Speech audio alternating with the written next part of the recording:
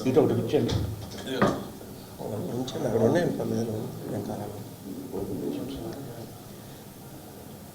Media మిత్రులందరికీ నమస్కారం. ఈరోజు మీడియా సమావేశం ఏర్పాటు చేయడానికి గల ప్రధానమైనటువంటి కారణం, మొన్న కోన రవికుమార్ గారు బావాజీ మఠం భూముల్లో అక్కడ కూర్చొని ఒక ప్రెస్ మీట్ పెట్టడం జరిగింది. అందరూ అనుకున్నారు కోన రవికుమార్, వాళ్ళ పార్టీ వాళ్ళే కొంతమంది అన్నారు కోన రవికుమార్ గారు ఈ ప్రెస్ మీట్ పెట్టకపోవాల్సింది, రిప్లై ఇవ్వకపోవాల్సింది అనే మాట అన్నారు. కోన రవికుమార్ గారు ప్రెస్ మీట్ పెట్టడానికి గల ప్రధానమైనటువంటి కారణం ఏంటంటే, ఆయన అక్కడ అక్రమ లేఅవుట్ వేసిన తర్వాత ఆ అక్రమ లేఅవుట్ భూములు అనేవి చాలామందికి అమ్మాడు. ఇప్పుడు అక్కడ కొంతమంది ఇల్లు కూడా కట్టుకొని ఉన్నారు. ఆ లేఅవుట్లో భూములు చాలామందికి అమ్మడం జరిగింది. వాళ్ళందరూ ఇప్పుడు తిరిగి వచ్చి ఇవేవో ఇబ్బందులు ఉన్నాయంట, ఇవి ఎండోమెంట్ ల్యాండ్స్ అంట, ప్రభుత్వ భూములంట, బావాజీ మఠానికి సంబంధించిన భూములంట, 22A ఉన్నాయంట, ప్రొహిబిటెడ్ ల్యాండ్స్ అంట, మాకు మీరు మోసం చేసి అమ్మారు కాబట్టి మా డబ్బులు మాకు వెనక్కి ఇచ్చేయండి అని చెప్పేసి ఈ మధ్యన ఆయన మీద ఒత్తిడి చేయడం జరిగింది.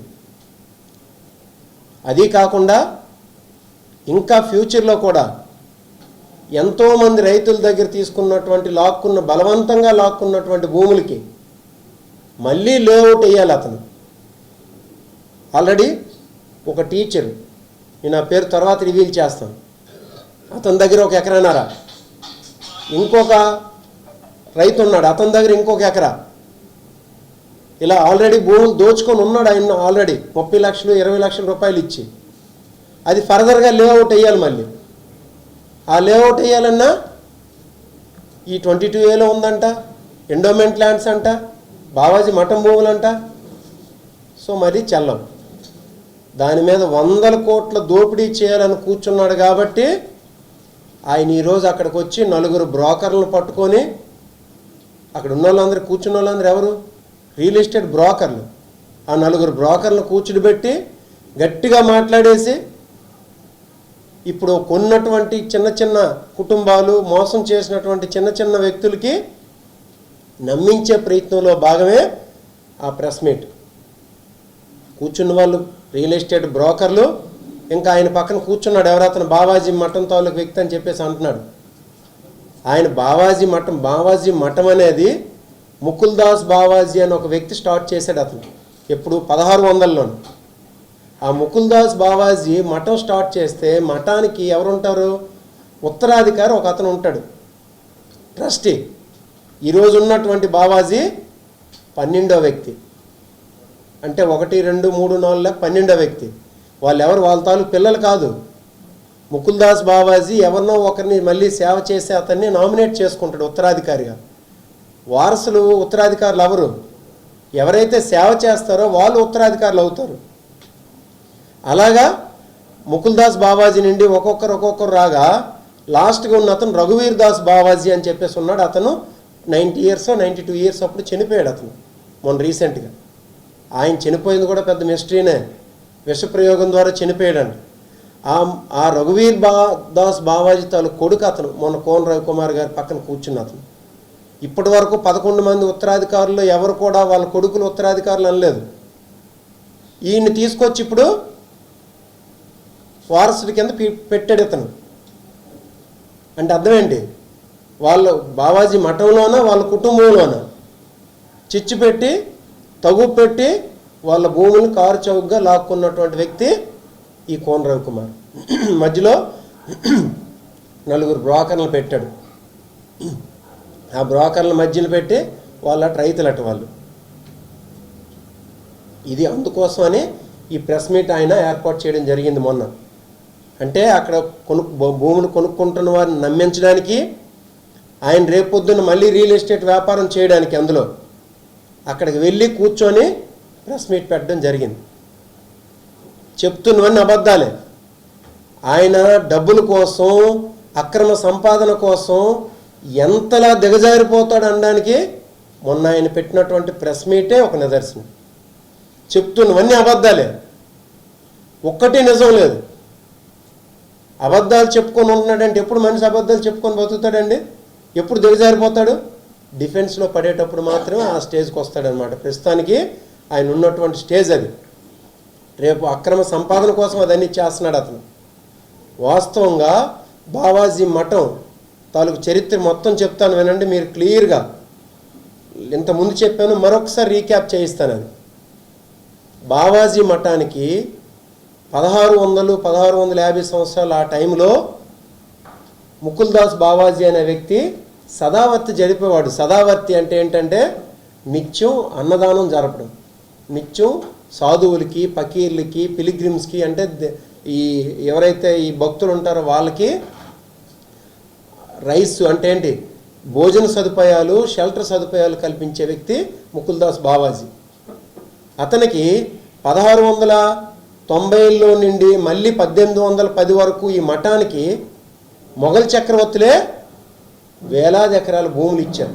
మొఘల్ చక్రవర్తులు, అందులో ఔరంగజేబు. ఇదేదో నేను చెప్పింది కాదు, ఆయన కొన్నాడని చెప్పేసి అన్నాడే, ఆ విషయం చెప్తాను నేను. ఈ మఠానికి ఔరంగజేబు భూములు ఇచ్చాడు. ఈ భూముల్ని 1947 వరకు అన్నీ కూడా సక్రమంగా జరిగింది. 1947 వరకు కూడా. ఎందుకు 1600 నుండి 1947 వరకు కూడా ఎటువంటిది లేదు. ఎప్పుడైతే 1927లో Madras endowment act, Hindu religious endowment act అని ఒకటి వచ్చిందో, హెచ్ఆర్ఈ అని, ఆ తర్వాత 1947లో దీనిలో ఉన్నటువంటి జగన్నాథ స్వామి టెంపుల్ని ఏం చేశాడు, ఎండోమెంట్ కింద పెట్టారు 1947లో. పెడితే అప్పుడు వాళ్ళు ఏంటంటే ఇక్కడ ఉన్నటువంటి వైజాగ్ కోర్టుకి, తర్వాత హైకోర్టుకి, తర్వాత సుప్రీంకోర్టుకి వెళ్ళి అది భూములు ఇచ్చేటప్పుడు ఉన్నటువంటి టెంపుల్ కాదు, ఆ టెంపుల్ అనేది ప్రైవేట్ టెంపుల్ అని చెప్పి వాళ్ళు ఒక ఆర్డర్ తెచ్చుకున్నారు. ఆ ఆర్డర్ తెచ్చిన తర్వాత 1973లో మనకి ఇది వచ్చింది, ఏదది ల్యాండ్ రిఫార్మ్ యాక్ట్ వచ్చింది, ఎల్ఆర్ఏ 1973. దానిలో ఏంటంటే land ceiling of excessive agriculture lands. ఆ ల్యాండ్ సీలింగ్ యాక్ట్ ప్రకారం వీళ్ళకి ఏంటంటే ఒక నోటీస్ జారీ చేశారు, వీళ్ళు మీరు ల్యాండ్ సీలింగ్ యాక్ట్ కిందకు వస్తారు, ల్యాండ్ సీలింగ్ యాక్ట్ కిందకు వస్తారు. ఆ ల్యాండ్ సీలింగ్కి మీరు వచ్చి ట్రిబ్యునల్ దగ్గరికి వెళ్ళి మీ తాలూకు వాదనలు వినిపించి మీరు ఎక్సెసివ్ ల్యాండ్స్ ఏదైతే ఉందో వాటిని డిక్లేర్ చేయండి అని చెప్పేసి చెప్పడం జరిగింది. ఎప్పుడది 1973లో వచ్చిన దానికి 1992లో వస్తే అప్పుడు వాళ్ళు ఏం చేశారు, బావాజీ వాళ్ళే 1992లో మళ్ళీ హైకోర్టుకి వెళ్ళారు. ఇది ఎక్సెసివ్ ల్యాండ్స్ ఇవ్వడానికి ఇదేం మాది ట్రస్ట్, ఇది ముందేమని సుప్రీంకోర్టుకి వెళ్ళారు, ఇండివిజువల్ అని వెళ్ళారు. తర్వాత 92లో ఏమని వెళ్ళారు, ఇది ట్రస్ట్, ఇది ఈ ట్రస్ట్ను ఎడ్యుకేషన్ ఇన్స్టిట్యూషన్స్, చారిటీస్ ఇవన్నీ కూడా సెక్షన్ 23 కింద ఎక్సెంప్షన్ ఉంటాయి, ల్యాండ్ సీలింగ్లో ఎక్సెంప్షన్ ఉంటాయి, మమ్మల్ని ఎక్సెంప్ట్ చేయండి అని చెప్పేసి కోర్టుకి వెళ్ళడం జరిగింది. కోర్టు అప్పుడు ఏం చెప్పింది, ఈ ల్యాండ్ రిఫార్మ్స్ కోసం ఒక ట్రిబ్యునల్ ఏర్పాటు చేసింది. Tribunal is nothing but A court. High court అప్పుడు ఏం చెప్పిందంటే మీరు మా దగ్గర మీరు చెప్పే బదులు మీకున్న ఎవిడెన్సెస్ అన్నీ కూడా ల్యాండ్ రిఫార్మ్స్ ట్రిబ్యునల్ దగ్గరికి వెళ్ళి ఆ ట్రిబ్యునల్ దగ్గర మీ వాదనలు వినిపించండి అని చెప్పేసి 92లో ఒక తీర్పు ఇవ్వడం జరిగింది. అప్పుడు వీళ్ళు ఏమని చెప్పారు, ఇండివిజువల్ కాకుండా ట్రస్ట్ అని చెప్పారు కదా, చారిటీస్ అని. అప్పుడు 87లో మనకు ఒక యాక్ట్ వచ్చింది, అది AP charitables Hindu religious institutions and endowment act 1987 అని. దాని ద్వారా వీళ్ళు ఏం చేశారు, ఇప్పుడు వీళ్ళే 92లో హైకోర్టులో వేశారు కదా ఈ చారిటబుల్ ట్రస్ట్ అని. మళ్ళీ ఇప్పుడు అది ఎండోమెంట్ కింద బుక్ చేసి వెంటనే ఒక నోటీస్ పంపించారు మళ్ళీ ఎవరికి, ఈ బావాజీ మఠం భూములకి పంపించేసరికి వీళ్ళు మళ్ళీ మాది ఇండివిజువల్, ఇది మేము ట్రస్ట్ కాదు అంటే వాళ్ళే ముందు ఇండివిజువల్ అని సుప్రీంకోర్టుకి వెళ్ళారు 61లో. అంటే 59లో వెళ్తే 61లో ఆర్డర్ వచ్చింది. తర్వాత మళ్ళీ ట్రస్ట్ అని ల్యాండ్ సీలింగ్ నుండి ఎక్సెంప్షన్ కోసం అని 92లో హైకోర్టుకి వెళ్ళారు. హైకోర్టుకి వెళ్ళిన ట్రస్ట్ అని వెళ్ళారని చెప్పేసి మళ్ళీ ట్రస్ట్ కింద బుక్ చేసి ఎండోమెంటోలో నోటీస్ పంపించేసరికి మళ్ళీ తూచ్ అని చెప్పేసి 94లో మళ్ళీ కోర్టుకు వెళ్ళారు, మాది ఇండివిజువల్ అని చెప్పేసి. అది 2006లో జడ్జిమెంట్ వచ్చింది. అది ఎప్పుడు 94లో వేసినటువంటి కేసుకి ఏమని జడ్జిమెంట్ వచ్చింది, మీరు డిప్యూటీ కమిషనర్ ఎండోమెంట్స్ దగ్గరికి వెళ్ళి మీరు ఇండివిజువల్ అయితే మీ దగ్గర ఉన్న డాక్యుమెంట్స్ అన్ని చూపించండి, చూపించి మీరు క్లెయిమ్ చేసుకోండి అని చెప్పేసి ఇచ్చారు. వీళ్ళు ఏం చూపించలేకపోయారు. అప్పుడు వీళ్ళకి అర్థమైపోయింది, ఈ భూములు ఇంకా మేము అమ్మేసి తప్పించి మా చేతిలో ఇది ఉండదు, గవర్నమెంట్ హ్యాండ్ ఓవర్ చేసుకుంటుందని చెప్పేసి ఈ రఘువీర్ దాస్ బావాజీ అని ఇప్పుడు కోన రవికుమార్ గారు పక్కన కూర్చున్నాడే వాళ్ళ తండ్రి ఒక మాలిఫైడ్ ఇంటెన్షన్తో ఇంకా 1,00,000కి 10 లక్షలకి 5 లక్షలకి అమ్మకాలు స్టార్ట్ చేసాడు. ఇంకా అమ్మకాలు స్టార్ట్ చేసిన తర్వాత 2009లోన ఎవరో లోకాయుక్తకి వెళ్ళారు. లోకాయుక్తకి వెళ్ళి ఇవి ప్రభుత్వ భూములు లేకపోతే ఎండోమెంట్స్కి సంబంధించినటువంటి భూములు ఇవి, ఈ భూముల్ని అన్యాక్రాంతం చేస్తున్నారని చెప్పేసి కోర్టుకు వెళ్తే లోకాయుక్త పిటిషన్ చేస్తే లోకాయుక్త దాన్ని సుమోటోగా తీసుకొని కమిషనర్ ఎండోమెంట్కి ఒక నోటీస్ పంపించింది, మీరు ఏం చేస్తున్నారు దీనని. లేదు ఇది ఇంకొకరు అక్కడ ఉండడానికి లేదు, మేమే దాని పొజిషన్లో ఉన్నామని చెప్పేసి ఆ పొజిషన్ మేమే తీసుకుంటున్నామని చెప్పేసి ఎండోమెంట్ డిప్యూటీ కమిషనర్ లోకాయుక్తకి ఒక లెటర్ రాశాడు. ఎండోమెంట్ డిప్యూటీ కమిషనర్ అప్పుడు ఏం చేశారు, లోకాయుక్తకి ఎండోమెంట్ డిప్యూటీ కమిషనర్ ఏదైతే పొజిషన్లో ఉన్నామని చెప్పారో దానికి ఎగ్నెస్ట్గా మళ్ళీ 2009లో హైకోర్టుకి వెళ్ళారు. మళ్ళీ మటన్ తాలూకాలు మా దగ్గర నుండి ఎండోమెంటల్ భూములు లాక్కుంటున్నారు అని చెప్పేసాను.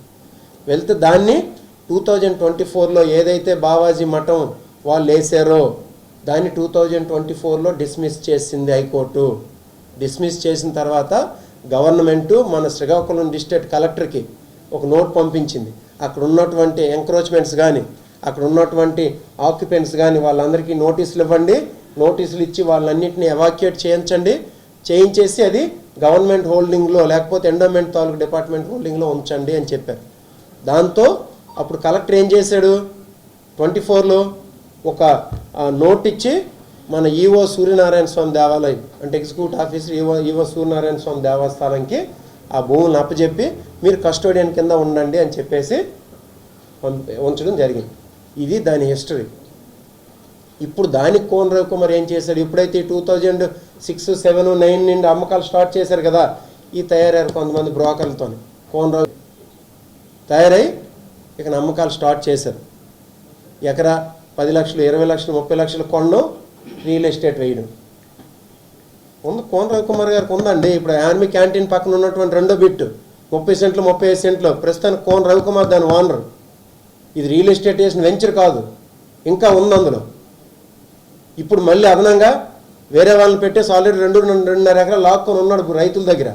ఈ 3.5 ఎకరాలు రియల్ ఎస్టేట్ వెంచర్ అయిపోయిన తర్వాత మళ్ళీ ఇంక వెళ్తాడనమాట. అందుకోసం ఈ ప్రెస్ మీట్ అంటున్నాను, జనాలు నమ్మించాలి కాబట్టి. నువ్వు కోట్ల రూపాయలు నీ కుటుంబ సభ్యులు దోచుకుంటే మేము చూసుకొని ఊరుకోవాలా? నేను నీలాగా వాడు వీడు వెర్రి పప్పాలు లేకపోతే తొక్క తోలని నేను మాట్లాడను. నాకు సంస్కారం ఉంది. నీలా 3rd క్లాస్ మాటలు నేను మాట్లాడను. ఎందుకు? నువ్వు మంచోడువో పనికిమాలినోడువో. నిన్ను మా ఆంధ్రవలస ప్రజలు ఎమ్మెల్యే కింద ఎన్నుకొని ఉన్నారు కాబట్టి నిన్ను రవికుమార్ గారనే నేను సంబోధిస్తాను. నాకు ఆ సంస్కారం ఉంది. ఇది బావాజీ మఠం తాలూకు చరిత్ర.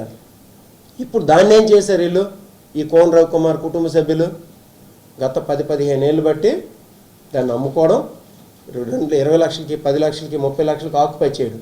ఆక్యుపై చేసి ఒక్క రిజిస్టర్డ్ డీడ్ చూపించమనండి.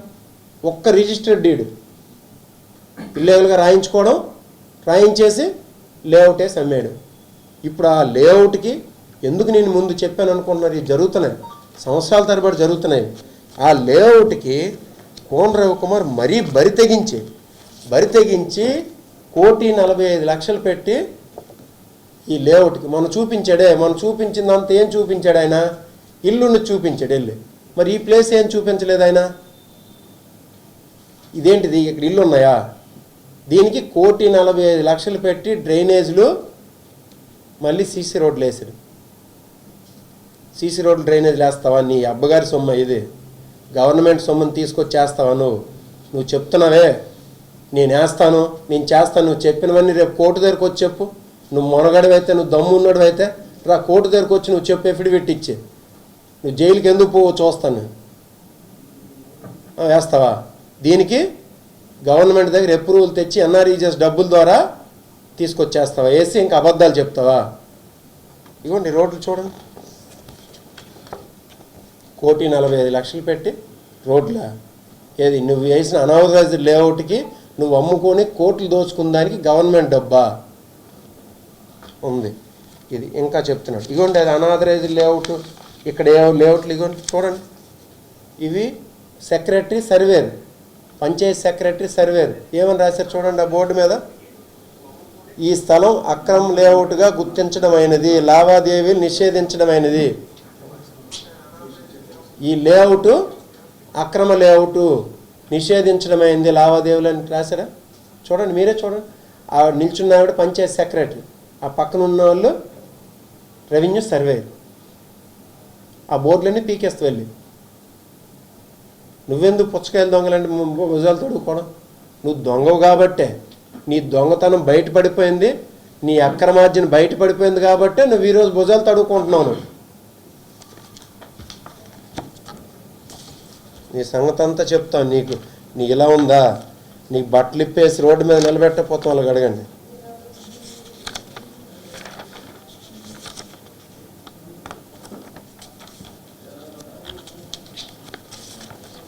ఇంకేమని చెప్తున్నావు? ప్రైవేట్ ల్యాండ్స్ అనా? సుప్రీంకోర్టు ప్రైవేట్ ల్యాండ్స్ అని తీర్పు ఇచ్చిందా? నువ్వు చదివావా? నువ్వు బావాజీ మఠం వాళ్ళు ఈ భూములు కొన్నారా? నువ్వు మొన్న మాట్లాడింది ఒకసారి వెనక్కి తిరిగి చూడు. అది ప్రైవేట్ ల్యాండ్స్ అని బావాజీ మఠం వాళ్ళు కొన్నారని చెప్పేసి అని నువ్వు చెప్తావా బయటకు వచ్చి? ఇదేంటిది? 1959లో బావాజీ మఠం వాళ్ళు సుప్రీంకోర్టులో వేసినటువంటి పిటిషన్ ఇది. బావాజీ మఠం వాళ్ళు వేశారు. ఎవరు వాళ్ళు చూడండి. రఘువీర్ దాస్ బాబాజీ వాళ్ళు అప్పుడు పుహారీ ఫకీర్ సదావత్తి ఆఫ్ బొందిలీపురం. ఆయనకి అది కూడా తెలియదు. మొన్న ఇదే మఠాన్ని బావాజీ మఠం అన్నదే, పుహారీ సదావత్తి ఫకీర్ సదావత్తి మఠం అన్నదే, టకియా మఠం అన్నదే, సకియా మఠం అన్నదే. అది ఆయనకి తెలియదు. అది మొన్న ఎంతసేపు దోచుకోవడం తెలుసు కానీ ఆయన నేర్చిందంత ఏంటి నేర్చుకున్నాడు? దోచుకోవడం, దొంగతనం నేర్చుకున్నాడు కానీ ఆయన ఏం చదువు గట్టు నేర్చుకోలేదు. దానిలో ఇదిగోండి సుప్రీంకోర్టు డిసెంబర్ 1960 22 డిసెంబర్ 1961లో ఇచ్చినటువంటి తీర్పు ఇది. దానిలో వీళ్ళే బావాజీ మఠం వాళ్ళే వేశారు ఒక ఎఫిడవిట్. ఆ ఎఫిడవిట్ ఏమని వేశారు చూడండి. The emperor Aurangzeb made certain grants to one Mukuldas Bawaji, founder of the institution Puhari fakir Sadavatti, for the purpose of his maintenance and to carry on the distribution of Sadavatti to fakirs, sadhus and pilgrims. అంటే ఏంటండి ఇది? ఫకీర్ సదావత్ అన్న అతనికి సదావత్ అంటే ఏంటి? It is a practice of donation. ఇప్పుడు హిందుత్వం అంటే ఉంది చూడండి. సనాతన ధర్మం అంటే ఏంటి? మీరు నన్ను గౌరవించడం, నేను మిమ్మల్ని గౌరవించడమే సనాతన ధర్మం. అలాగే సదావత్తి అని అంటే, సదా అంటే నిత్యం, వృత్తి అంటే పోషణ, నిత్యం పోషణ జరిపే ప్లేస్ అది సదావత్తి అని. ఆ సదావత్తి కోసం, డొనేషన్ కోసం, చారిటీ కోసం ఔరంగజేబు అప్పుడు మొఘల్ చక్రవర్తులు ఔరంగజేబు వీళ్ళకి డొనేట్ చేశాడు. గ్రాంట్స్ రూపేనా డొనేట్ చేసి రాజ్యం సుభిక్షంగా ఉండాలని ప్రేయర్స్ చేయమన్నాడు. ఇది నేను చెప్పింది కాదు, వాళ్ళు రాసిందే. ఇది ఎవరు? వాళ్ళు సుప్రీంకోర్టుకి వేసినటువంటి సదావత్తి ఈ భూములు, ఏది బావాజీ మఠం తాలూకు వాళ్ళు వేసినటువంటి ఎఫిడవిట్ ఇది. నేను ఇప్పుడు మీకు చదివి వినిపించింది.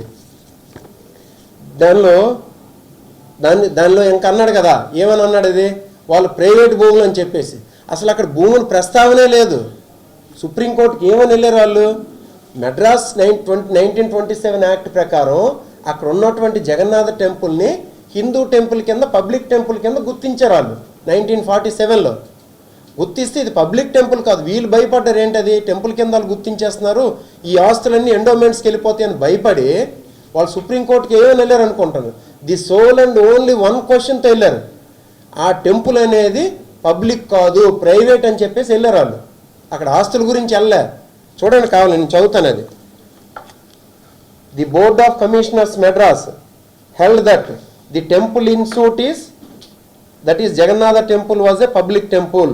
The sole question for determination was whether this institution was public temple or not as per the act 1907 act ప్రకారం అది పబ్లిక్ టెంపులా ప్రైవేట్ టెంపుల్ అనేది అక్కడ క్వశ్చన్.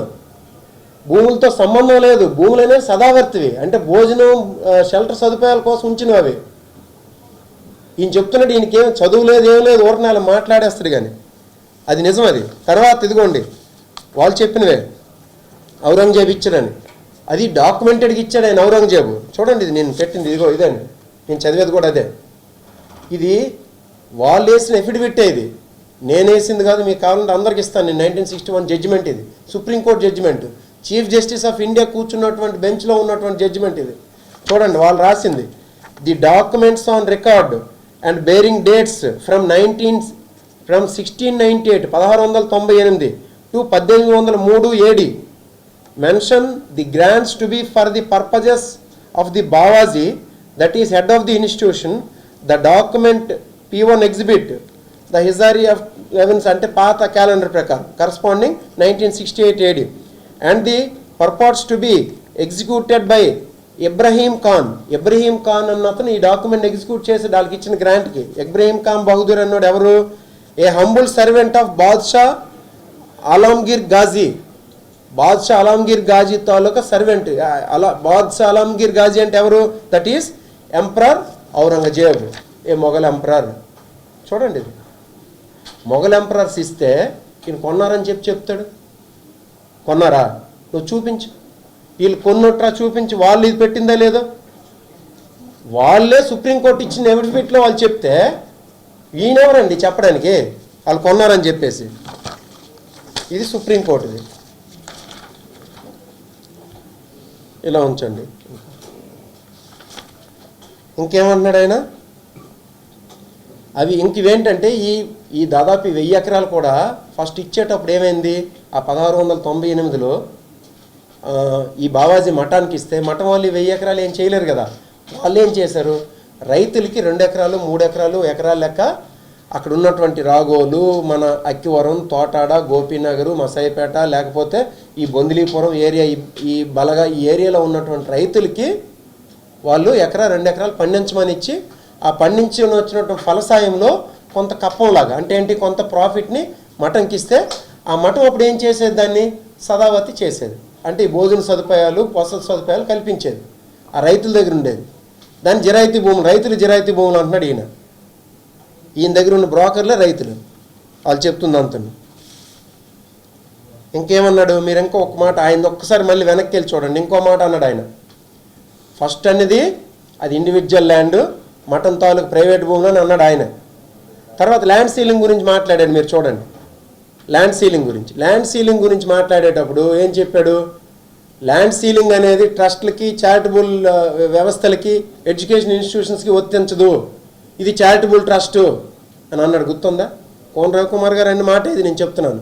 ఫస్ట్ ఏమో ప్రైవేట్ ల్యాండ్ అన్నాడు అతనే. తర్వాత ఏమన్నాడు, ల్యాండ్ సీలింగ్ ఎందుకు ఇది వర్తించట్లేదంటే ల్యాండ్ సీలింగ్ సెక్షన్ 23 ప్రకారం ఎక్సెంప్షన్ ఉంది, ఇది చారిటబుల్ ట్రస్ట్ అని. నువ్వు ఇండివిజువల్ అన్నోడివి నువ్వే, ట్రస్ట్ అన్నోడివి నువ్వే. నీకు కనీసం బుర్ర ఏమైనా పని చేస్తుందా? నువ్వు చదువుకున్నావా? చెప్తాను నీకు చదువు నువ్వేమి ఏది జ్ఞానం కోసం నేర్చలేదు, దొంగతనం కోసం చదువుకున్నావు. నువ్వు నేర్చుకుందంతా దొంగతనం, ఆ దోపిడి. ట్రస్ట్ అనేది నువ్వే, ఇండివిజువల్ అనేది నువ్వే. ఇప్పటికీ నువ్వు చెప్పు, అది ట్రస్టా ఇండివిజువలా? నువ్వు నిజంగా నువ్వు మనగాడివైతే, నువ్వు ఒక చదువుకున్నాడు అయితే నువ్వు చెప్పు, అది ట్రస్టా ఇండివిజువలా? నువ్వు ఒక డిక్లేర్ చేయి, తర్వాత మాట్లాడదాం దాని గురించి.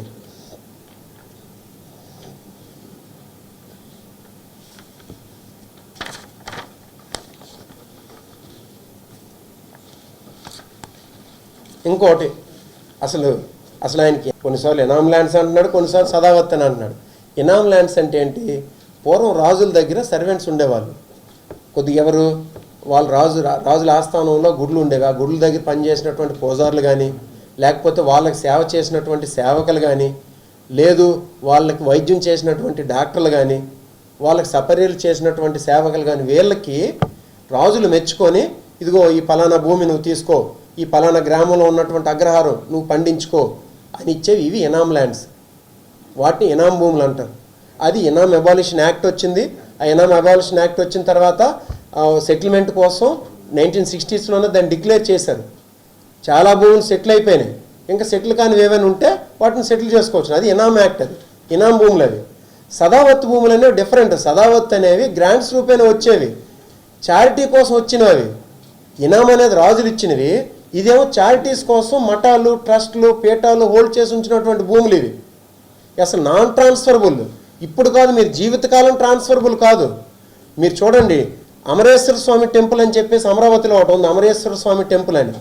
దానికి ఈ టీడీపీ నాయకులే దానికి 70 ఎకరాలు చెన్నైలో భూములు ఉన్నాయి. 70 ఎకరాలు చెన్నైలో భూములు ఉంటే వాటిని ఆక్యుపై చేయడానికి ఈ టీడీపీ లీడర్సే లాస్ట్ గవర్నమెంట్లో 1419లో ట్రై చేస్తే అప్పుడు మన ఆళ్ళ రామకృష్ణారెడ్డి గారు కోర్టుకు వెళ్ళి దాన్ని ఆపించారు.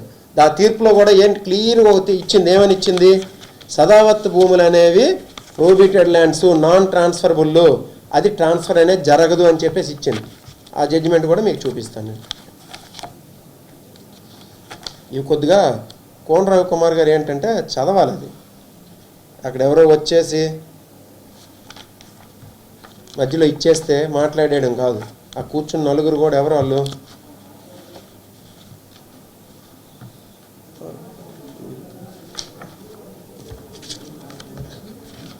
సరే చూస్తాను, అది ఎక్కడ మిస్ప్లేస్ అయిందేమో.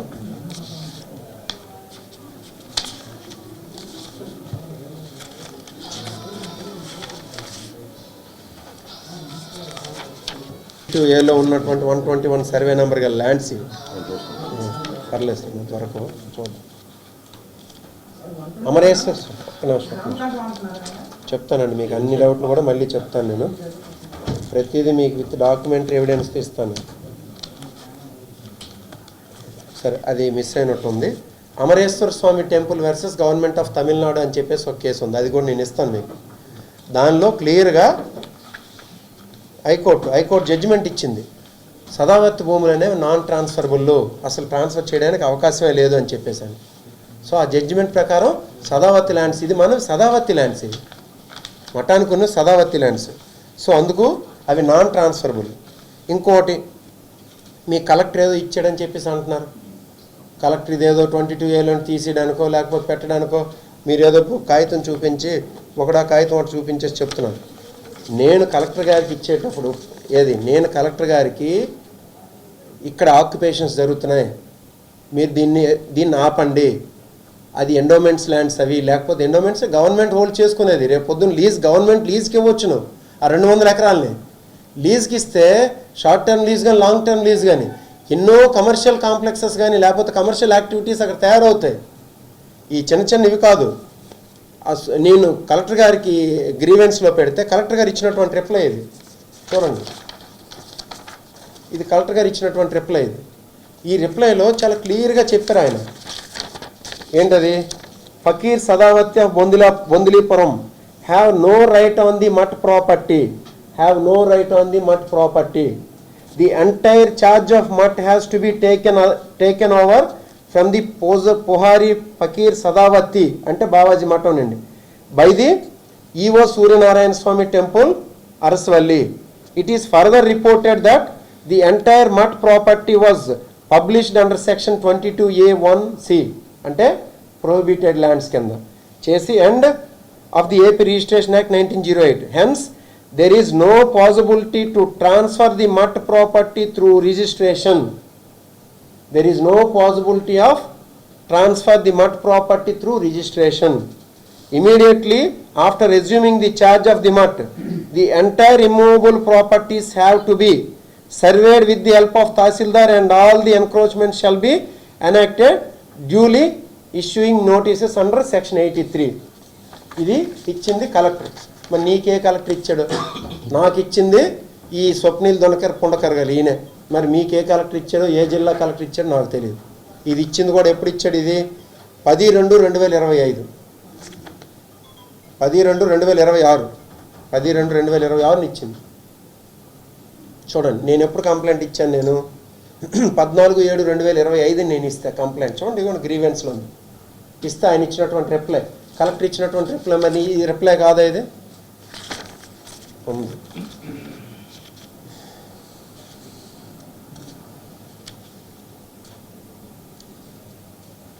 ఇంకా చెప్తున్నాం గవర్నమెంట్ ఇప్పుడు ఇన్ని ఉండి ఇప్పుడు ఈ పోరాటం అంతా గత 80 సంవత్సరాల పాటు జరుగుతుంది. ఎవరెవరికి? ఇటు గవర్నమెంట్కి, ఇటు బావాజీ మఠానికి ఈ పోరాటం జరుగుతుంది. దేనికోసం? ఆ మఠం తాలూకు ప్రాపర్టీస్ని ప్రొటెక్ట్ చేయాలి అనే ఉద్దేశంతో గవర్నమెంట్ ఫైట్ చేస్తుంది. ఈ మఠం తాలూకు భూములు ఎలాగైనా ఆక్యుపై చేసి అమ్మేయాలి, ఇది ప్రైవేటువో లేకపోతే ఇంకోటి మా పర్సనల్ అని చెప్పేసి అమ్మేయాలని చెప్పేసి మఠం వాళ్ళు ఫైట్ చేస్తున్నారు. సో దేనికి ఇప్పుడు అనుకూలంగా తీర్పు వచ్చింది? ప్రభుత్వానికి, ఎండోమెంట్స్ డిపార్ట్మెంట్కి అనుకూలంగా తీర్పు వచ్చింది. నువ్వు ఎక్కడున్నావు? నువ్వు కోన రవికుమార్ అనే వ్యక్తి ప్రభుత్వంలో పార్ట్ కదా, వాటిని ప్రొటెక్ట్ చేయాలా లేదా? నీ మీద బాధ్యత ఉందా లేదా? కంచి దేనికి కడతాం?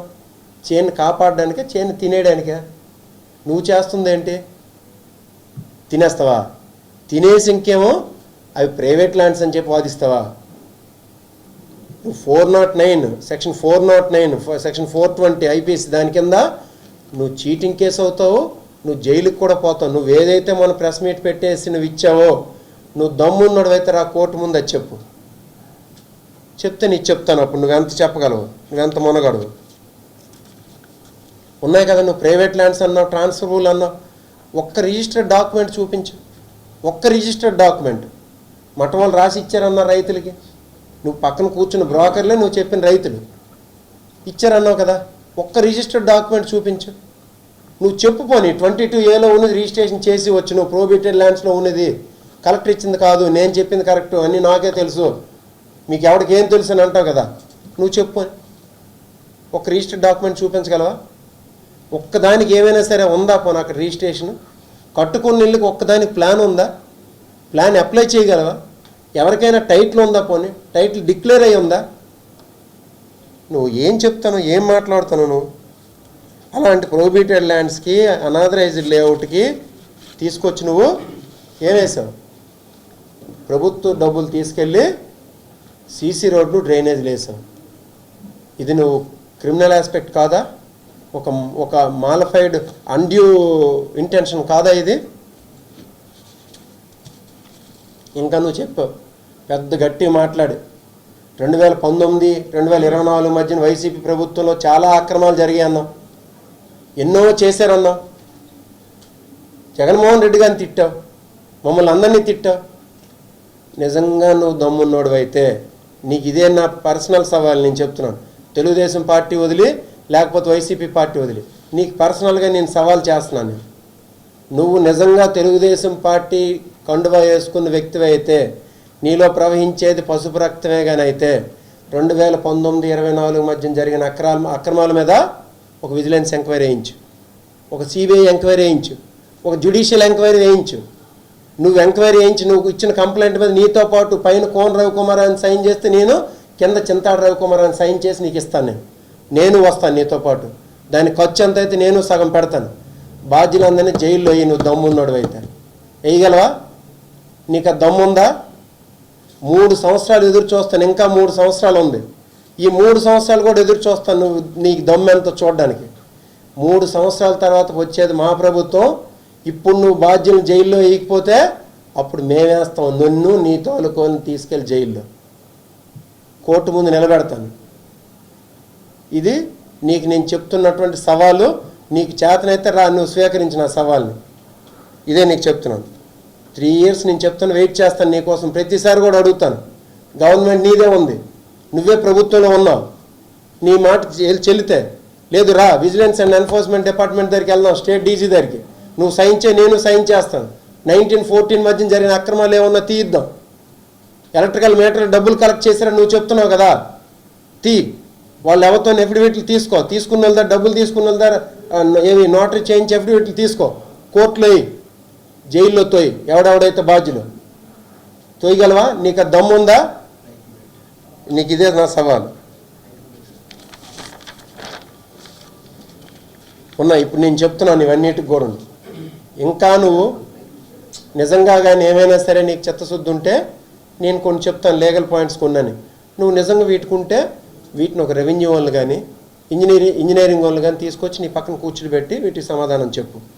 ఇవి సదావత్తు భూములు అనేవి ట్రాన్స్ఫర్ చేయొచ్చునా చేయకూడదా చెప్పు. నువ్వు ఇది సదావత్తి అనేవి ట్రాన్స్ఫరబుల్ ల్యాండ్సా నాన్ ట్రాన్స్ఫరబుల్ ల్యాండ్సా? నువ్వు చెప్పడం కాదు, నీకు నోటికి మట్లాగా ఇటు తిప్పేస్తావు అటు తిప్పేస్తాను. నువ్వు చెప్పడం కాదు, ఒక రెవెన్యూ వాళ్ళు వచ్చి చెప్పించు. ఇంకా రెండోది, ఆ ల్యాండ్స్ 22A ఉన్నాయా లేవా? 22A ల్యాండ్స్లో ఉన్నవి రిజిస్ట్రేషన్స్ అవుతాయా అవవా? అవి ప్రొహిబిటెడ్ ల్యాండ్స్ అవునా కాదా? ఇప్పుడు నువ్వు వేసినటువంటి లేఅవుట్ అక్రమమా కాదా? ఇల్లీగల్ ఎన్క్రోచ్మెంటా కాదా? నువ్వు ప్లాన్కి అప్లై చేసావా లేదా? ఒక సుడాక్ కానీ, లేకపోతే కంట్రీ అండ్ టౌన్ ప్లానింగ్ కానీ, లేకపోతే ఉడాక్ కానీ, ఎందులోనైనా ప్లాన్ ఉందా? దానికి ఉందా? అట్లీస్ట్ ప్లాన్ కోసం అప్లికేషన్ పెట్టావా? అప్లికేషన్ పెట్టడానికి టైటిల్ ఉండాలి కదా. నా పేరు మీద భూమి ఉంటే నేను ప్లాన్ పెట్టడానికి, నా పేరు మీద టైటిల్ లేదు, ఎలా ప్లాన్ పెడతాను నేను? ప్లాన్ లేని దానికి రోడ్లు వేయొచ్చా? నువ్వు గవర్నమెంట్లో ఉన్నావు, అనాథరైజ్డ్ లేఅవుట్, ప్లాన్ లేని దానికి రోడ్లు వేస్తారా? వేయగలరా? అది ఎన్ఆర్ఈజీఎస్ రోడ్లు తీసుకొచ్చి అన్అప్రూవ్డ్ లేఅవుట్స్ అని చెప్పేసి, ఇదిగో మన పంచాయతీ వాళ్ళు, రెవెన్యూ వాళ్ళు ఇచ్చి పెట్టిందే ఇది. చూడండి క్లియర్గా వాళ్ళు ఒక ఇది పెట్టారు, ఫ్లెక్సీ పట్టుకొని పెట్టారు వాళ్ళు. అది పీక్ అవతలు పారేసి నువ్వు ఒక 100 కోట్ల రియల్ ఎస్టేట్ వ్యాపారం చేయాలని కూర్చున్నావు. నేను ఎందుకు ఇంత పర్టికులర్గా చెప్తున్నానంటే, 100 కోట్ల రియల్ ఎస్టేట్ వ్యాపారం చేయాలని కూర్చున్నావు, నువ్వు దోచుకోవాలనుకుంటున్నావు. నిజంగా 400 సంవత్సరాలు బట్టి అక్కడ రైతులు పండిస్తున్నారు. ఆ పండించిన రైతుల తాలూకు వారసులకు పోనీ ఏం దక్కినా హ్యాపీగా ఫీల్ అయ్యేవాళ్ళు. వాళ్ళ దగ్గర నేను బెదిరించి, రీసెంట్గా ఒక టీచర్ దగ్గర అండి 2 ఎకరాలు బెదిరించి 30 లక్షలకు తీసుకున్నాడు ఆయన. రేపు ఈ 3.5 ఎకరాలు లేఅవుట్ అయిపోయిన తర్వాత ఆ లేఅవుట్ వేస్తాడు. అందుకు ఎంత బాధపడిపోతున్నాడు ఆయన. వీటన్నింటికి నేను ఇప్పుడు ఏవైతే క్వశ్చన్లు అడిగానో వీటన్నింటికి కూడా రా, నువ్వు ఒక రెవెన్యూ వాళ్ళు కానీ, ఇంజనీరింగ్ వాళ్ళు కానీ పక్కన పెట్టి చెప్పు. లేదు వాళ్ళతో నువ్వు డిక్లరేషన్ ఇప్పించు, రెవెన్యూ వాళ్ళతో కానీ ఇంజనీరింగ్ వాళ్ళతో కానీ డిక్లరేషన్ ఇప్పించి చెప్పించు. నీ పక్కన బ్రోకర్లు వాళ్ళని కూర్చుని కాదు, ఒక రెవెన్యూ వాళ్ళని కూర్చుని నువ్వు ఏవైతే నేను అడిగిన వాటికి సమాధానం చెప్పించు. లేదు ఇంకా అవన్నీ ఎందుకు, నువ్వు ఒక కామన్ ప్లాట్ఫామ్ చెప్పు. నువ్వెంత మరి చదువుకొని వస్తావో, ఒక అడ్వకేట్ని తీసుకొని వస్తావో తీసుకొని రా, దీని మీద డిస్కస్ చేద్దాం. మనం ఓపెన్ డిబేట్కి పెడదాం. నేను నిజంగా నువ్వు తెచ్చిన లాయర్లు నిన్ను కుక్క దొబ్బులు పెట్టేసి, కోన్ రవికుమార్ నువ్వు చేసిన తప్పు, నువ్వు చేసినవన్నీ వెధ పనులు, అక్రమాలు, అన్యాయాలు అని చెప్పేసి నువ్వు తెచ్చిన లాయర్లు వెళ్ళిపోకపోతే నేను ఇంకొకసారి దాని గురించి మాట్లాడు. నువ్వు ఎంతమంది లాయర్ని తీసుకుని వస్తావు తీసుకున్నావు. ఇదిగో ఇవే కోర్టు తీర్పును తీసుకుని వస్తాం, చదువుదాం. ఇది కూడా మీకు ఓపెన్ సవాల్. నేను ఎక్కడైనా ఆక్యుపై చేసినట్టు ఉంటే చెప్పండి. వెన్నెల వాల్స్ ల్యాండ్స్ గురించి నువ్వు ఊరకనే మాట్లాడావు. వెన్నెల వాల్స్ ల్యాండ్స్ గురించి అని నేను ఊరకనే మాట్లాడానంట. వెన్నెల వాల్స్ ల్యాండ్స్ ఇవి చూడండి, 2014-19 మధ్యన ఆయన అప్లై చేసింది. ఇది ఎవరి సంతకం అండి? ఇది చూడండి, ఇది ఎవరి సంతకం? ఇది కోన్ రవికుమార్ సంతకం. ఈ అప్లికేషన్ మీకు ఇస్తాను.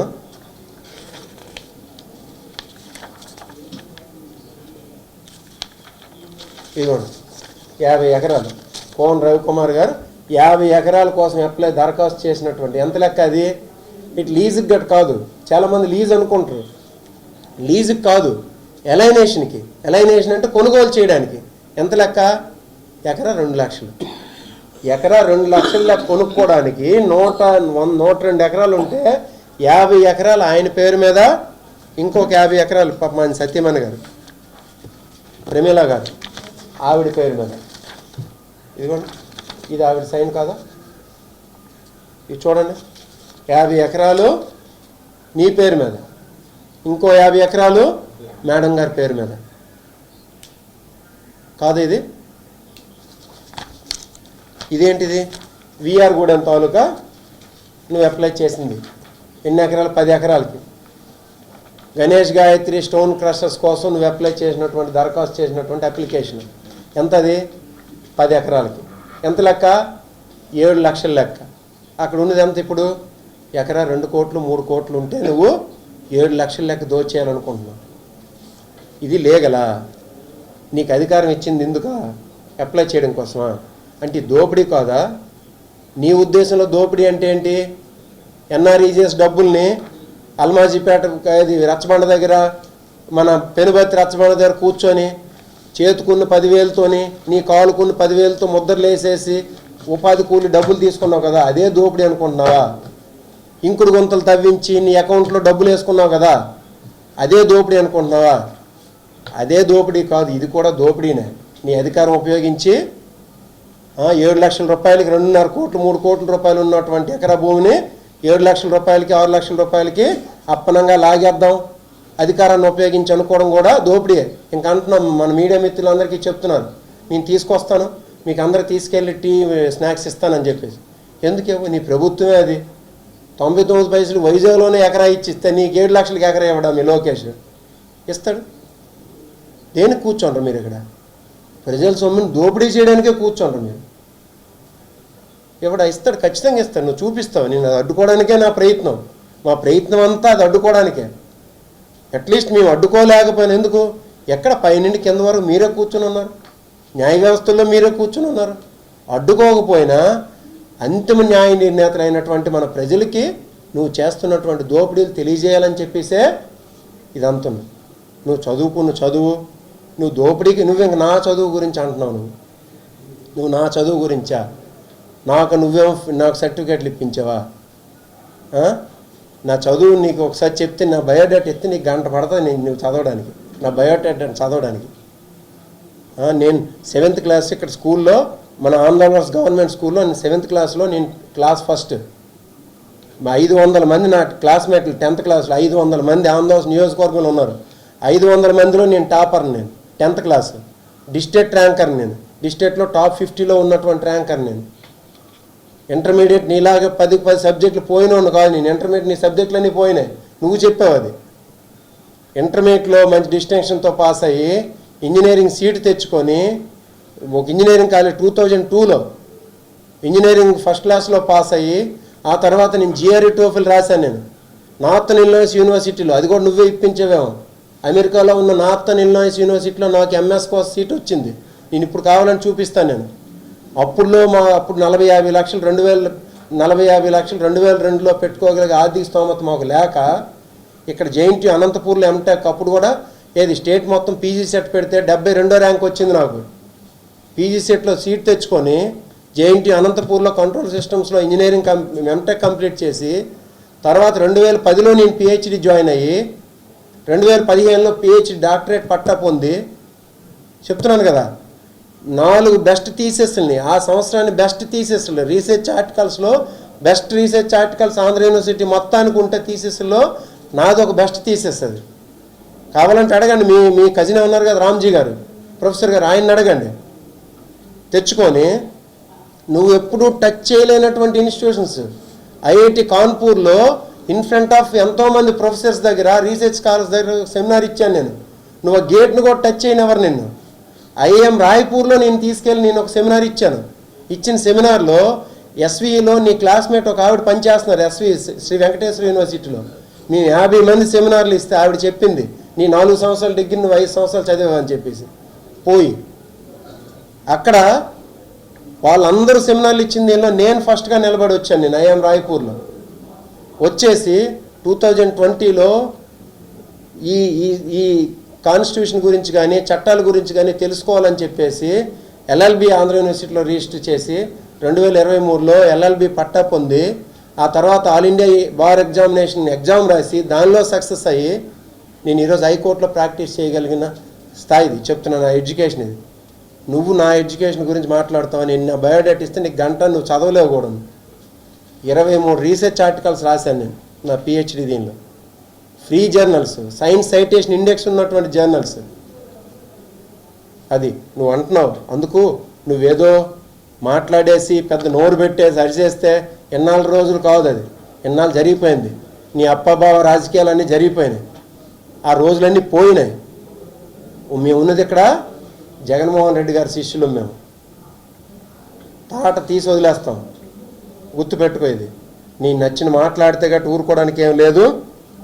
అందుకు నీ ప్రతి దాన్ని కూడా నీకు ఏదైతే నువ్వు ఒక్కొక్కటి నువ్వు చేస్తున్నావు అక్రమం, దాన్ని ప్రతి దాన్ని కూడా బయట పెడుతూనే ఉంటాం.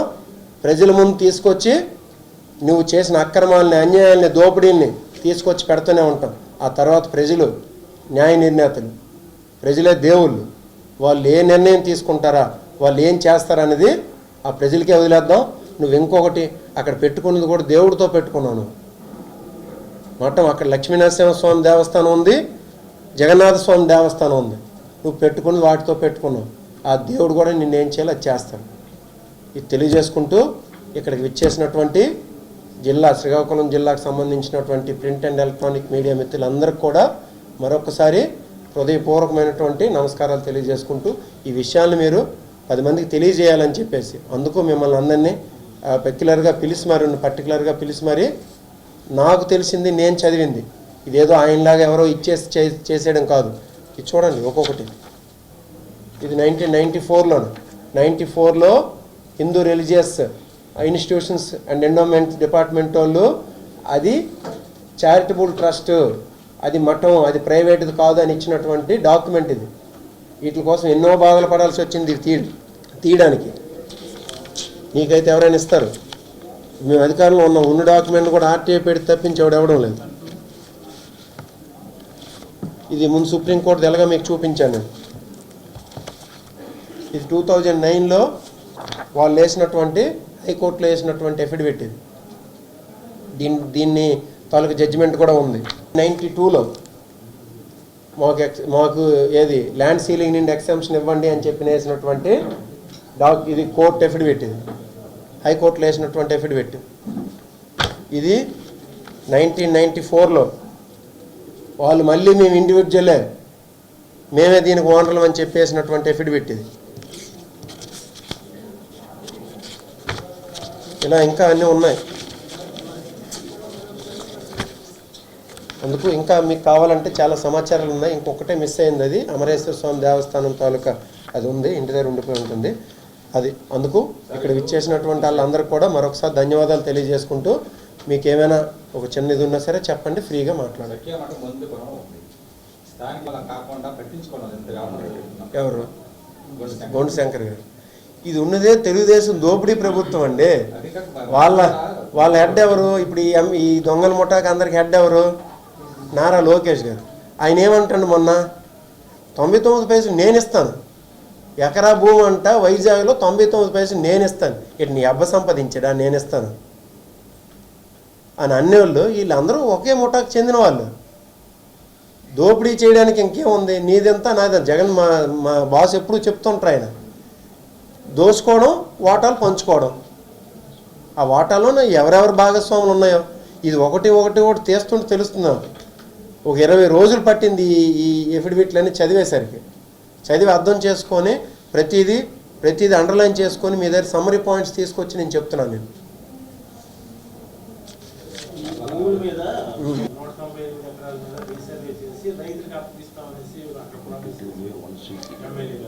చేయించమనండి, తప్పులేదు. అది ఎందుకు సర్వే చేయిస్తారు అనుకుంటాను. ఇంకెక్కడ ఖాళీ ఉన్నాయో వాటిని దొబ్బాలి. ఆయన సర్వే ప్లాన్ అంతా ఏంటనుకున్నారు, కలెక్టర్ రాశాడు ఆయన.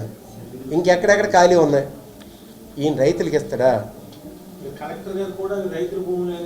లేదు, అదే కదా అన్నాను. మీరు చూడండి, మీకు ఇప్పుడే నేను చదివి వినిపించాను. నేను మీకు ఇచ్చాను ఆల్రెడీ. కావాలంటే ఇగోండి మళ్ళీ చదివి వినిపిస్తాను నేను. సెటిల్ అదే కదా అంటానండి. ఇప్పుడు మన టీచర్ సెటిల్ చేశాడు. సెటిల్ చేసి 30 లక్షలకి ఎకరన్నర సెటిల్ చేశాడు. ఇప్పుడు ఆ సెటిల్మెంట్లో మళ్ళీ జరుగుతుంది. ఆ పేరు కూడా నేను చెప్తాను తొందరలోనే. మళ్ళీ ఇప్పుడు ఆయన ప్రెస్ మీట్ పెట్టడానికి ప్రధానమైన కారణమే రేపు ఇప్పుడు ఇక్కడ ఉన్న రైతు ఇప్పుడు ఈయన ప్లాట్లేసి అమ్మాడు కదా. ప్లాట్లేసి అమ్మిన తర్వాత ఇప్పుడు ఆ కొనుక్కున్న వాళ్ళు ఏంటంటే వచ్చి అడుగుతారు, ఇదే ప్రొహిబిటెడ్ ల్యాండ్స్ అంటే 22Aలో ఉన్నాయంటే మీరేమో మాకు మోసం చేసి అమ్మేశారు, అవి మాకు తిరిగి ఇచ్చేయండి ఆ డబ్బులు అని చెప్పేసి. మళ్ళీ ఇంకా పక్కన ఇప్పుడు ఆల్రెడీ 2.5 ఎకరాలు 3 ఎకరాలు తయారైంది. ఒక 2-3 బ్రోకర్లు పెట్టుకొని ఆయనతో డీల్ చేసి ఈ రైతులను బెదిరించడం, లాక్కోవడం. అక్కడ మీరు ఒక చూడండి ఎలా బెదిరిస్తున్నాడంటే, మఠం ఎంత ఫస్ట్ ముకుల్దాస్ బావాజీ అన్న అతను మఠం స్టార్ట్ చేశాడు. ఆ ముకుల్దాస్ బావాజీ తర్వాత ఇంకొక అతను వచ్చాడు.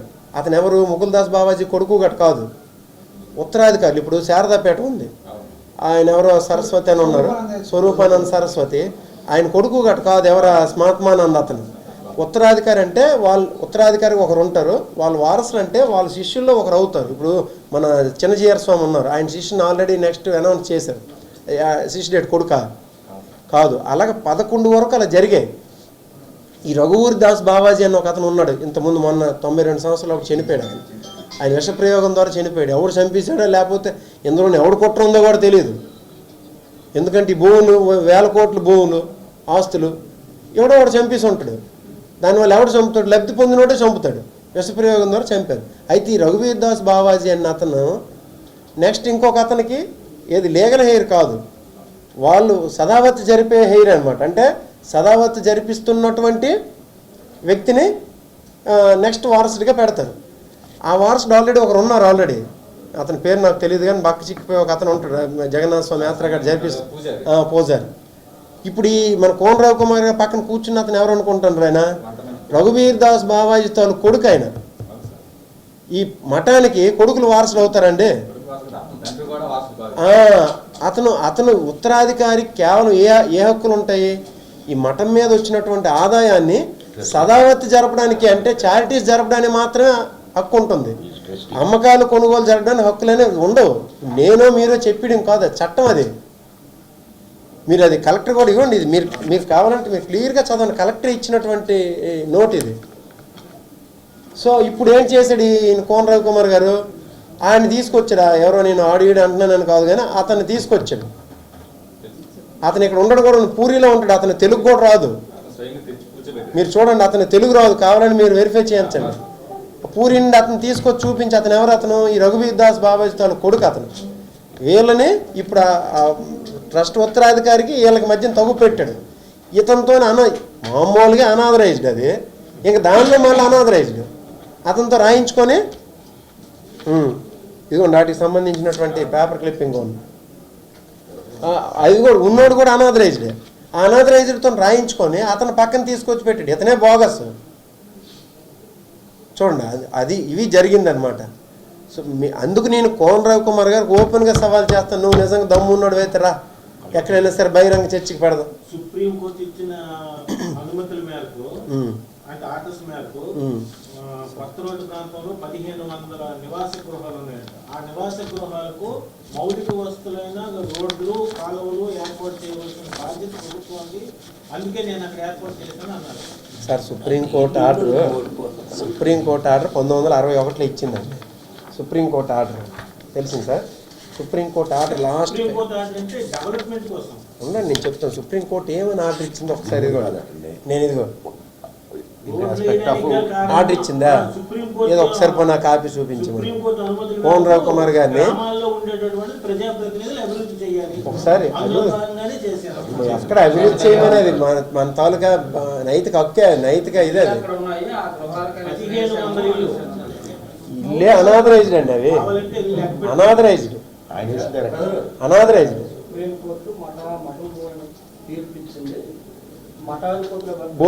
భూముల గురించి తీర్పు ఇవ్వలేదు. అవును,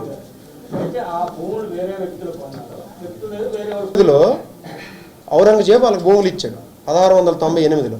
భూములు ఇస్తే 1750లోనో 1760లోనో టెంపుల్ కట్టారు అక్కడ, జగన్నాథ స్వామి టెంపుల్. ఇదంతా తగువంత ఎందుకు వచ్చింది అనుకుంటున్నారు? ఈ 1926 యాక్ట్ ఒకటి వచ్చింది, Madras act, Hindu religious endowments act అని. ఆ యాక్ట్ ప్రకారం జగన్నాథ స్వామి టెంపుల్ని ఎండోమెంట్ కింద బుక్ చేసి ఉంచారు. ఆస్తులు కాదు, సదావతి కాదు, ఏం చేయలే. ఈ టెంపుల్ ఎండోమెంట్స్ది అని చెప్పారు అంతే. చెప్పేసరికి వీళ్ళేమనుకున్నారు, గవర్నమెంట్ ఈ ఎండోమెంట్ వాళ్ళు ఈ భూములను ఆక్యుపై చేసుకుంటారు కదా అని చెప్పేసి వీళ్ళు కోర్టుకు వెళ్ళారు. కోర్టుకి ఏమని వెళ్ళారు, ఈ టెంపుల్ అనేది మేము అక్కడ ప్రేయర్స్ చేసుకోవడానికి, మేము పూజలు చేసుకోవడానికి అక్కడ పెట్టాము, మేము ఇది పబ్లిక్ది కాదు, పబ్లిక్ ఎవరు వచ్చేవాళ్ళు కాదు, ఈ టెంపుల్ అనేది ప్రైవేట్దే అని ఒక్కటే వెళ్ళారు. నేను మీకు చదివాను కదా, ది సోల్ క్వశ్చన్ ఈజ్ అని అన్నాను చూడండి. The sole question for determination was whether this institution was a public temple as defined in the act. అదే వెళ్ళారు. దాని జడ్జిమెంట్ ఏమని ఇచ్చింది తెలిసిన? భూముల గురించి అంటలేదు, భూముల గురించి అసలు ప్రస్తావనే లేదు. ఆ భూములు అనేవి సదావర్తివి. ఏ జడ్జిమెంట్ ఏమని ఇచ్చారు చూసుకోండి. We are therefore of opinion that the temple suit is not a temple as defined in the act. వాళ్ళు అన్నట్టు పబ్లిక్ కాదు, ప్రైవేట్ టెంపులే టెంపుల్ ప్రైవేట్ దాన్ని ఇచ్చింది. ఇప్పుడు మన ఇంట్లోనూ చూడండి చిన్న పూజ గది కట్టుకుంటాం, అలాగే వాళ్ళు కట్టుకుందని చెప్పారు అంతే. ఆస్తులకి సంబంధం లేదు. ఆస్తుల గురించి నేను ఇంకోటి చెప్తాను, కోన రవికుమార్ ఈ దీనిలో ఆస్తుల గురించి ఎక్కడైనా ప్రస్తావించినటువంటి తెమ్మనండి. సుప్రీంకోర్టు దీనిలో ఆస్తుల గురించి ఎక్కడైనా ప్రస్తావన ఉందని చూపించమని. ఆస్తులనే సదావర్తివి. వాళ్ళు టెంపుల్ గురించి వెళ్ళారు. అయితే టెంపుల్ తీసుకుంటే ఆ ఆస్తులన్నీ టెంపుల్కి వెళ్ళిపోయి మళ్ళీ ఎండోమెంట్స్ కింద వెళ్ళిపోతాయేమని భయంతో వీళ్ళు కోర్టుకు వెళ్ళారు. అది హైకోర్టు ఇచ్చింది. మీకు ఇప్పుడైనా ఆన్లైన్లో దొరుకుతుంది. ఇది చూడండి, 22A పెట్టినటువంటి భూములు 121 200 acres అని చూడండి. 121 200 acres అని చూడండి. ఇది నేను ఇప్పుడు నా డాక్యుమెంట్ గట్ట కాదు ఇది.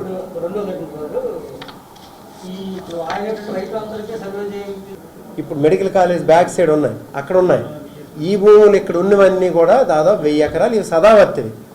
ఇప్పుడు చెప్తున్న వెంకీపేట ల్యాండ్స్ ఉన్నాయి, అవి ఎనాములు. ఎనాం వేరు, సదావర్తి వేరు. నేను ముందు ముందు చేసిన రొట్టవలసలు ఉన్నవి, వెంకీపేటలు ఉన్నవి ఎనాములు. ఇవి ఎనాం అంటే ఏం లేదు, రైతుల దగ్గర రాజుల దగ్గర పూజారుల కింద కొంతమంది పనిచేస్తారు. ఆ రాజు ఏదో రాజు ఆస్థానంలో గుడి ఉంటుంది,